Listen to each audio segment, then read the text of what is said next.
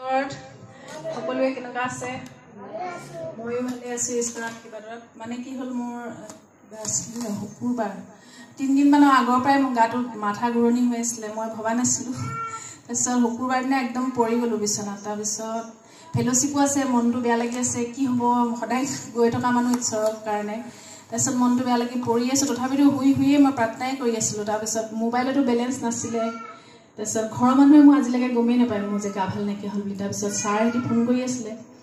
তাৰপিছত তেতিয়া মই ক'লোঁ মোৰ গাটো একদম ভাল নাই মই চকুৱে মেলিব নোৱাৰোঁ তাৰপৰা ফুলিনা চিষ্টাৰকো কৈছিলোঁ তেওঁ কৈছিলে মেডিকেল আহি দেখাব মই মেডিকেললৈ উঠি যাবলৈও মানে মোৰ শক্তি নাই মানে মাথা দাঙিবই নোৱাৰোঁ চকুৱে মেলিব নোৱাৰোঁ তাৰপিছত গধূলি টাইমত চবেই ফেলোশ্বিপ শেষ কৰি পিনি ছাৰহঁত গ'ল মা দেউতা বুলি ক'ব লাগিব আত্মিক মা দেউতা তাৰপিছত তেওঁলোকে গৈ মেলি মোক মেডিকেলত দেখুৱালে তাৰপিছত মই আজি আপোনালোকৰ আগত থিয় হ'ব পাৰে আপোনালোকক টেষ্টিমনি দিব পাৰিছোঁ নহ'লে মই নাবাচিলোহেঁতেন চাগে ঈশ্বৰে মোক বচালে ধন্যবাদ দিছোঁ মোৰ টেষ্টিমনি আছিলে মই যোৱা ছানডেত মোৰ ল'ৰাটোৰ কাৰণে প্ৰাৰ্থনা কৰিছিলোঁ আৰু সকলোকে মই জনাইছিলোঁ মোৰ ল'ৰাটোৰ কাৰণে প্ৰাৰ্থনা মই ঈশ্বৰক কোটি কোটি ধন্যবাদ দিওঁ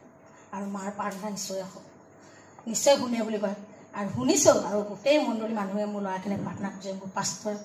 আৰু পাষ্টাৰ মিছেছ সকলোৱে প্ৰাৰ্থনা কৰিছে মোৰ ল'ৰাটো বৃহস্পতিবাৰে একেবাৰে ঘৰলৈ আহিলে মই ঈশ্বৰক বহুত বহুত ধন্যবাদ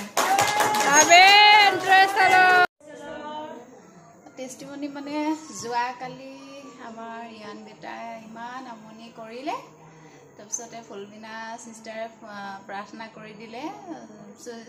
যেতিয়া আৰু এদিন আমনি কৰিছিলে ল'ৰাটোৱে